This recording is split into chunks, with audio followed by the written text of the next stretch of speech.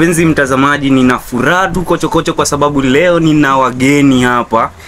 Mgeni wangu kwanza anaitwa Abel Wekesa, mtetezi wa haki. Mtetezi wa haki. Yes. Hilo ndilo jina lako? Ndilo jina langu kamili kabisa. Na pia ninaye Bwana Lawi, kama sijakosea. Lawi.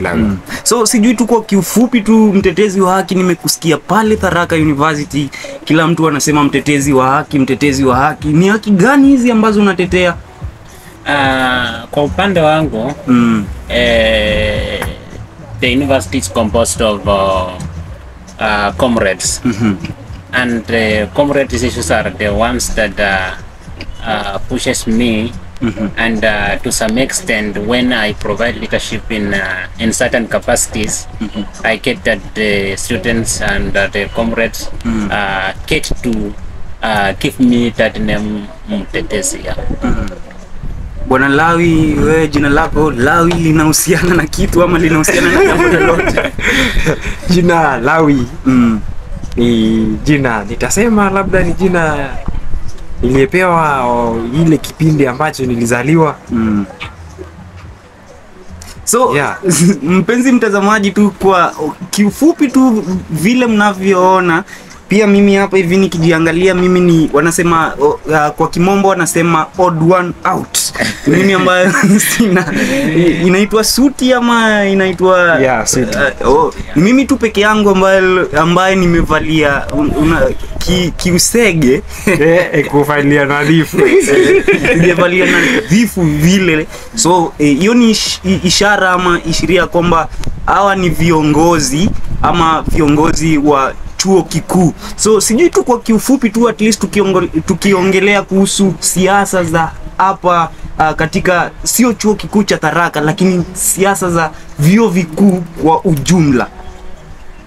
Sijui mnaona mambo vipi, kwa sababu nikiona katika campaigns za siasa za vyuo vikuu ni kwamba watu wako very vibrant, lakini ukirudi kule nje mnalalisha mayai ama rada sijui ni gani.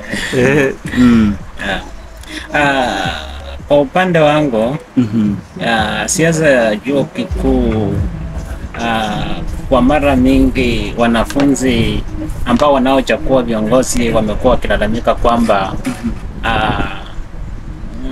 muundo au the format of electing the student leaders is not fair at all. And this is due to Twale Bill of 2017 that came in place to counteract the one man one vote. And you find out that the format of electing student leaders is a delegate system.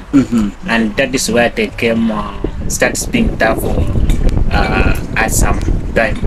So sijui tu kwa kuuliza kwa kiufupi tu, sijui ni kama ni vyuo vikuu vyote ambavyo tu president ama ni rais wa chuo kikuu achaguliwi na wanafunzi wote kwa jumla, ama ni vyuo vikuu ambavyo vichache? Hapana.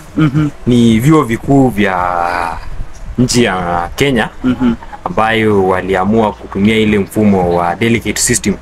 Delegate system walichukua kutoka kule Marekani ama delegate system ya election ni mfumo ambao unatumika kwa uchaguzi wa Marekani.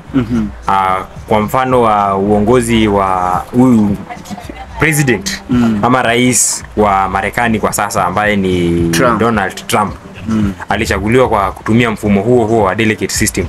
Pale ambapo wananchi wote ama labda tukitumia chuo, wanafunzi wote watapiga kura kuwachagua wakilishi kutoka katika faculties tofauti. Alafu kisha baadaye wale ambao walivuzu katika uchaguzi wa faculty reps, hao ndio wale ambao wataenda pale wafanye uchaguzi wa viongozi wa nyadhifa ya juu katika chuo. So sijui tu kwa kiufupi, mtetezi wa haki, unaona ya kwamba huu mfumo ambao unatumika katika vyuo vikuu kuwachagua viongozi ni kama sio mzuri, au unaona namna gani? Kauli yako tu at least. Kwa upande wangu